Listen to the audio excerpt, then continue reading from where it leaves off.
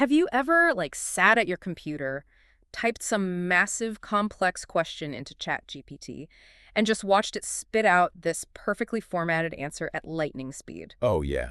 It's mesmerizing. Right. You watch those words just cascade down the screen, and you really have to wonder, like, what is the actual mechanical process happening under the hood? Yeah. Is there just a tiny, super speedy genius inside my screen typing all this? It really feels like that, doesn't it? The interface is meticulously designed to give you that feeling of a seamless conversation. Mhm. It types back. Yeah, totally intuitive. Exactly. But the reality of what's happening in the background to produce those words Yeah. is just this massive mathematical undertaking. And that mathematical undertaking is exactly what we are pulling apart today. For this deep dive, our mission is to figure out exactly how large language models function behind the scenes, like from their underlying architecture all the way to how they actually construct sentences. And to do this, we've pulled together a really great stack of sources for you.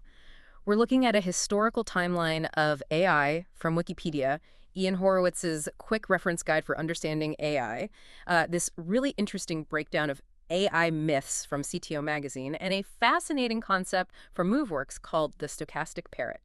It's honestly the perfect stack of material for this topic. Because once you understand the actual mechanics, like the architecture driving these platforms, the illusion of that tiny sentient genius typing away inside your computer completely fades. Yeah, the curtain gets pulled back. Exactly. Yeah. But what replaces it is this mechanical reality that is, arguably even more fascinating than the magic trick itself. Okay, let's unpack this. We all kind of hear the buzzwords, right? We know ChatGPT is a large language model, or an LLM, and it's built on natural language processing and deep learning.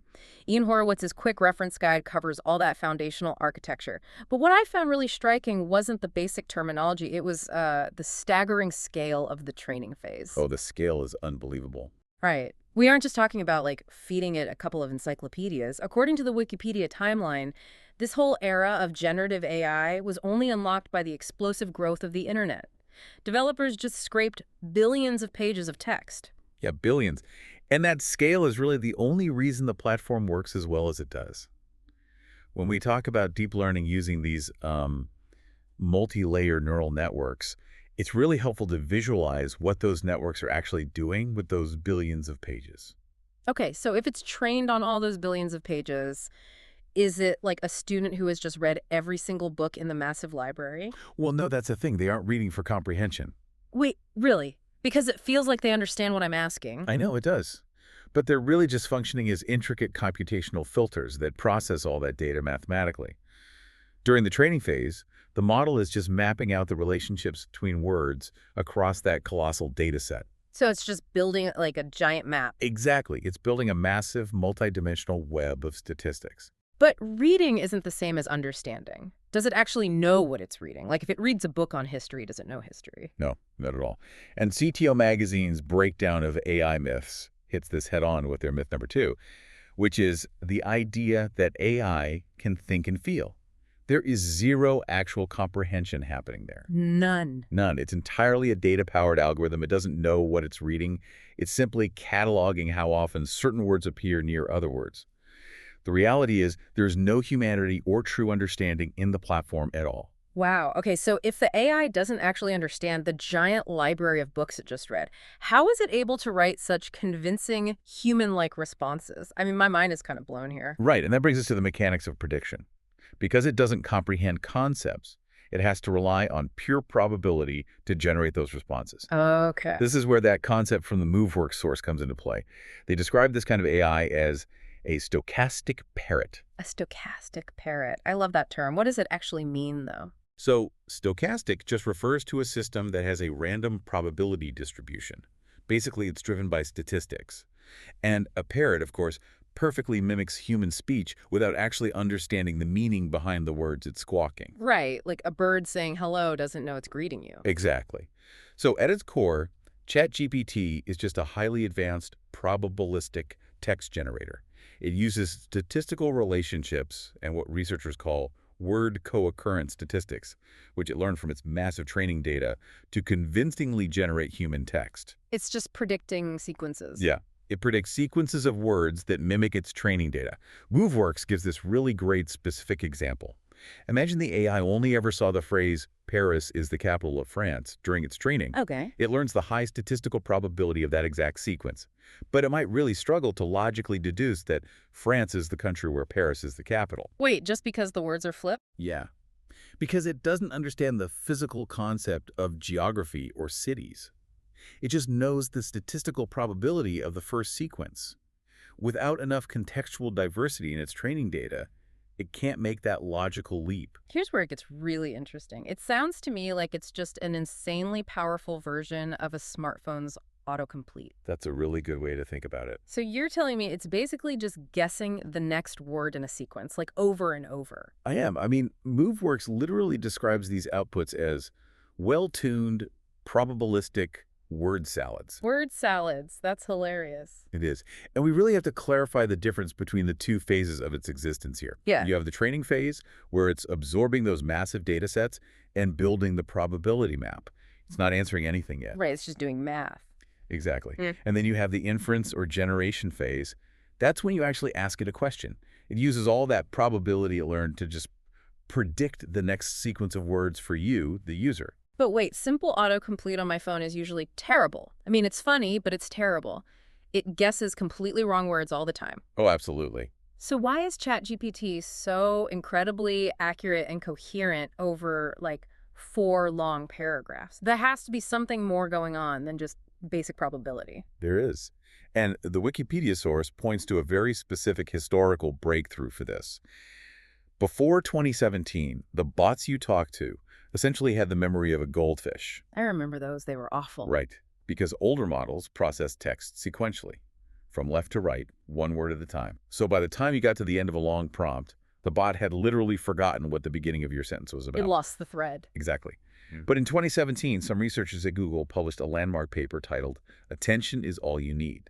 This paper introduced the transformer architecture, which fundamentally changed AI forever. Wait, transformer, is that the T in ChatGPT? It is. Generative pre-trained transformer. Oh, wow. Okay, so what did the transformer actually do? The key innovation was something they call the self-attention mechanism. It allowed the model to stop reading left to right. Instead, it could mathematically weigh the importance of different words across a massive input of text all at once. Okay, so it gives it a human-like trait of paying attention to certain words. Exactly. I want to make sure I'm getting this. Oh. Is this self-attention mechanism the reason why the AI can remember, like, the subject of my question from 3 paragraphs ago, so the verb matches perfectly at the end of the sentence? Yes. If we connect this to the bigger picture, that self-attention mechanism is the exact architecture that allowed OpenAI to build GPT-3 in 2020. Right. And they, eventually launched ChatGPT in November 2022. By scaling up that self-attention, the model could suddenly handle really complex downstream tasks. Like answering super varied questions or automating office emails or writing code. Exactly. It tracks the context so well. But here's the catch. Because it's so incredibly good at utilizing this self-attention to write code or draft emails, it creates a really powerful illusion for the user that it is genuinely thinking. Oh, totally. I mean, it's an alluring illusion. If it writes a perfect script for me, I assume it's smart. Right. And we have to loop back to the limitations outlined in both the MoveWorks and CTO Magazine sources. CTO Magazine calls this out in myth number 8. AI is not a silver bullet. Right. While the text generation is great for customer service or coding, these models can fail at surprisingly simple logical inferences because they don't actually know anything. And without clean, diverse data, they risk spewing harmful, inconsistent, or just totally nonsensical text. Which is what the industry calls hallucinations, right? Exactly. Hallucinations. So what does this all mean? Because I have to push back a little here. Sure, go ahead. If I ask it to write like a really complex Python script or summarize a dense 40-page financial report, and it does it perfectly, isn't that a form of reasoning? It has to be reasoning to do that. I get why it feels that way, but no. It's mimicking linguistic structure and vocabulary, not reasoning. It's the ultimate pattern matcher. Like with your Python example. It doesn't know why the Python code works. It just knows statistically that those specific lines of code appear together in that exact sequence millions of times on GitHub. So it's literally just predicting, not thinking. That is the core takeaway. Yeah. Is predicting, not thinking. That is wild to think about. So to summarize all of this for you listening, Next time you ask ChatGPT to complete a sentence or answer a question or write some code, just remember what's happening. It generates responses so fast because it is a large language model powered by a transformer architecture. Hmm.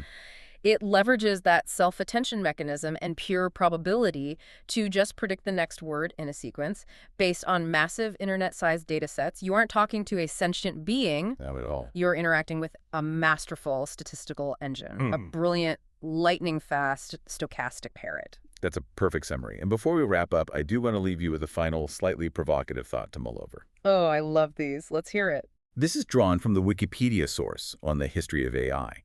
The timeline mentions something called the RRC AGI benchmark. It was designed by a researcher named Francois Chollet. ARC-AGI, what does it test for? It tests for artificial general intelligence, or AGI. Basically, it tests for true reasoning. And the way Chollet designed it is fascinating. He uses tasks that are incredibly easy for normal humans to solve, but tremendously hard for AI.